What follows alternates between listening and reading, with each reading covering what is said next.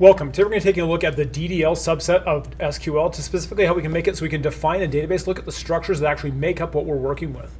So we want to talk about the data definition language. This is when we're talking about making a database, when we're talking about changing a database, and even more fun, destroying the database.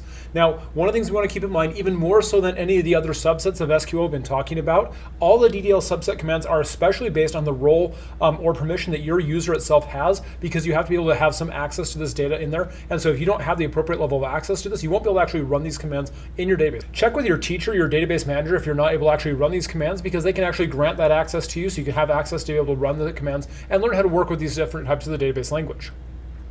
So the first one we're going to take a look at is the create command. The create command is how we use to make the different components of the database.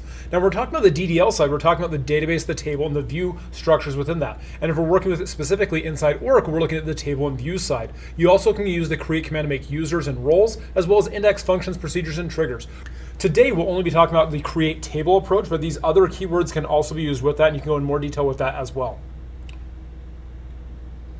So the create table syntax is the first one we'll be taking a look at. It's wrapped in parens just like everything else we've been doing, because again, parens are the way we group our stuff in Mathland, and the way we group things together in database land as well.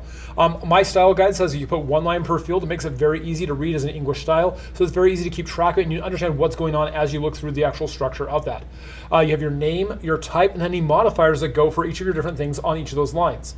You want to separate each line with a comma, except for the very last one. So use the same approach we do with the Oxford style comma, because it makes it very easy to identify, oh, there's this thing, comma, then this thing, comma, then this thing, comma, then this thing, and then we're done. And we end with our great friend, the semicolon, so just like normal. So we take a look at the example right here. I have create table, table name, and I have field name, and then at the type it is, any parameters that are used for that, of course, will be enclosed inside a separate set of parens. And then modifiers. In this case, I'm using the not null modifiers, and you can't have a null value in this. Well, I have my other field name, and then its type, whatever that happens to be. And if you notice, there's not a not null modifier in that, so this one theoretically could have a null value. Again, one field per line. Indentation is important so we can make it easier for us humans to read.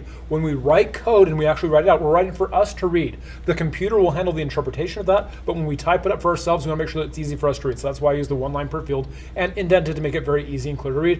And as you can see right there, we have our end with our good friend the semicolon after the closing parens of the create table statement. The next thing we're going to be looking at is the alter command. The alter command is how we actually affect the structure itself of the table that already exists. And so we should take a look at using the alter command very sparingly. This is all should be done very early on the actual structure, because if you're changing something after you've actually got data in there, there's a chance that it could actually cause negative effects or negative impact on the work you're trying to do. So you want to make sure you don't do that late on. So you want to make sure you do this as early as possible, and you think about the actual process itself before you do this. The best practice for using the alter command is to be adding the foreign key to a table, because it makes sense to do that after you've actually done the structure. But bad practice would be changing your column count or actually changing the column type in there, because like, oh, I actually need to have this in there. Make sure you do that. Again, think about the actual structure of your table before you actually create it, because this is the time to actually make that happen. And if you do have to make changes afterwards, it can cause lots of problems later on. So try and do that early on before you do anything. The alter primary key is one of the not best options you can do, but you can actually alter a table to support having a new primary key on there. So I have alter table, table name, and add primary key field. Or if you're creating a composite key, you can also do it that way. As you can see, alter table, demo table, add primary key, and then parens around it, a comma separated list of the fields that make up that primary composite key. But that's how you can do that. Again, I don't recommend using the alter table as the primary key. That should be done as part of the actual create table itself. But if you are going to be doing an alter command to actually do that, this is something that happened right after you actually make the table to go on. The biggest use of the alter command for me is going to be using the alter to the table to make a foreign key. And so as you can see right here, alter table for a foreign key is a much more complex and involved process. We have the alter table command again to specify the table, then we're adding a constraint, and this is where we name the actual connection we're working with. And so I start with the FK prefix, then underscore and the referencing table's name, then the source table's name, one we're in right now. And then I have the parens and then the foreign key, saying which key I'm actually talking to as the foreign key that's inside this current table, and it references the other table name, parens, and then the key field that's talking to.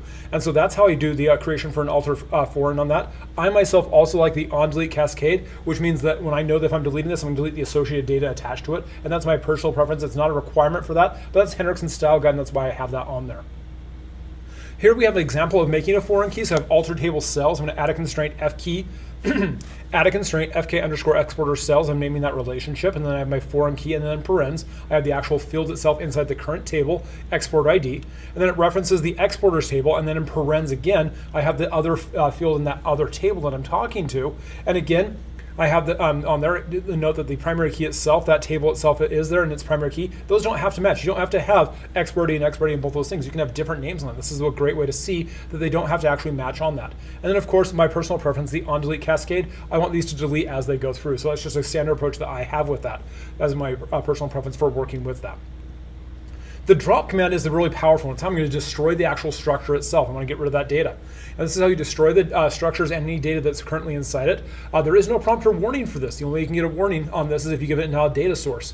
Now, you can't drop things if if there are connections maintained. So of course you have to drop them in the reverse order. So you have to make sure you drop the things that aren't connected to it first and then move your way back up as you build those closer structures. But that's another thing we'll talk about as we do the examples of that.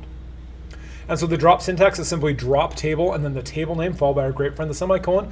We do have the option to add a drop table if it exists to see if if we haven't already dropped it already, and that'll make it, if there doesn't a table with that name, it will drop it. If it does exist, if it doesn't exist, it doesn't give you a warning. It just says, okay, cool, there wasn't a table to drop, no big deal. But that's just all they have for the idea of working with that. And this is a quick review of the DDL subset and how you can actually work with creating, modifying, and destroying database structures. I hope this is a great introduction for you. Cheers, we'll see you next time and have a good day. Bye-bye.